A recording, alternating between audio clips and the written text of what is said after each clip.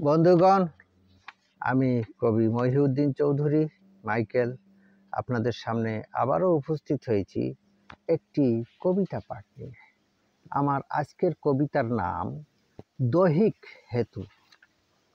আমি কবিতাটি লিখেছিলাম ৩-৮-২০২২ খ্রিস্টাব্দে। পাঠ করছি। নারীর শরীর দেখে পুরুষে, নারী শরীরের গন্ধে পুরুষে, নারী শরীরের স্পর্শে পুরুষে পুলকিত হয় প্রাপ্ত পুরুষে।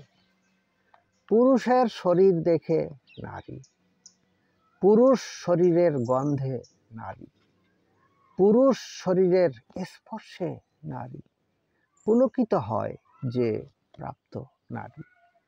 বিপরীত লিঙ্গেই আকর্ষিত, প্রকৃতির নিয়মটাই প্রকৃত।